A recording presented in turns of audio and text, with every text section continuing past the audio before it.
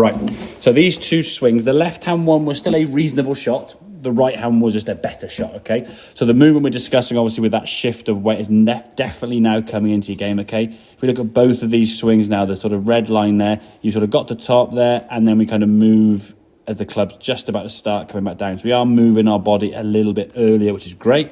This one here now, same good backswing. We're moving up, and as the club's just starting, so just a little bump there starting to happen, okay? Now, you look at this left-hand one, these two lines kind of on your back. The left-hand one now, you can see as you start coming down, it's a bit more hip-orientated. Your hip's kind of gone through that line and the left shoulder hasn't quite moved through. Then the hip goes a bit more, and now at this position, you're kind of moving your shoulders a little bit kind of tilted under to try and get back to the goal. So your hip's gone quite a bit left and your shoulder's barely gone anywhere at all. If we look at this one here now, as we go through, both hip and shoulder are going together. However, if you notice where your head is, how it's dropping a little bit. Mm-hmm. So this is where some of the shots you were doing hitting the ground behind the golf ball, okay? I'd rather see this movement moving both hip and shoulder this way equally a bit better. But if you're doing that with your head dropping, again, this is where we say about you add something into your game to try. So let me know how to do what you want to try and do. So I'll definitely get my shoulder forward, and then you start getting a bit over the top. So it's finding that kind of sweet spot of being too much hippie and the head staying back, so hips moving too much. Then your shoulder tries to catch up. There's a reasonable strike and not a bad impact position, but you just kind of have to get there a little bit kind of modified at the end. Whereas this one here now, the hips and the shoulders work better, but you drop down a little bit. But again, strike-wise in both of these instances is pretty good. And again, the impact position is good. Again, through the golf ball there now, nice kind of rotation up onto your left side. As a finish position, they both look fairly similar. There's not a lot of spot the differences going on there. But from the top of the backswing, it's working that movement from here where everything, both shoulder, your back and your hips. So as you get here, they're kind of moving. There might be a slight downhill movement. So if I'm going from my face onto you now, I'm moving a little bit down. So maybe on a sort of angle now, if I get all these lines out of the way, maybe kind of going that way.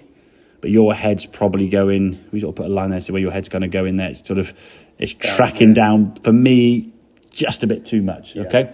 So just being aware of that. Again, shadows will help, filming your swing will help, but definitely I think as a feel point, the shoulder needs to be the dominant force from here to move that way, to get that weight on this left side, not moving with the hips too much.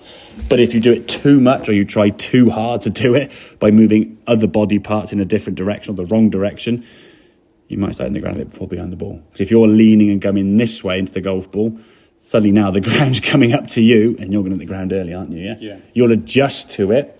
So it'd be worth, and if you hit 3 or 4 shots that feel pretty good, just put a camera, have a look at it and say, film it. And you might even see yourself, based off this video, you can look at these things we discussed here now. It's okay, right, how is your body movement? Is your movement there with both hip and shoulder, or is it more hip and shoulder and head down? Yeah, so you can see I've dropped there a line. Yeah, I mean, if we put a line, and that's a bit above your head there, but you can see when you come down, there will be a little drop. I don't mind a little bit, but that to me just getting a little bit more. Yeah. I mean, if we went to about here, that'd be okay, but you kind of still keep going. And then, of course, then you've got to try and pop back up again, which you're not far from getting in a good position.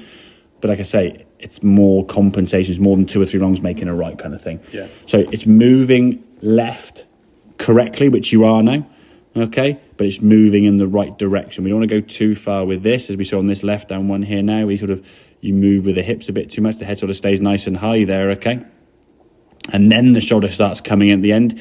So it's kind of, I suppose, there's one end of the spectrum, there's the other. You want to kind of be in the middle somewhere. And that's where it comes from. And that's where practice comes from. Find that sweet spot, yeah? So if you're throwing a dart for the 20s, like, oh, I've got in treble 1 or treble 5, okay. Just got to try and get in the middle somewhere. Yeah? Just work out what that feeling is for you. And I think for you, the feeling of this moving that way comes more from up there, yeah? Yeah. To some people, it'll be just fire them as hard as they can. Me, it's like hip, shoulder. But once you're here, it's just and again, that's the move. So get your backswing. So you're getting yourself in your top of the backswing position and stop, and then just get used to sliding side to side, yeah? Yeah. So you're moving your body in the right angle. Okay, mate, makes sense? Yep. Good man, right?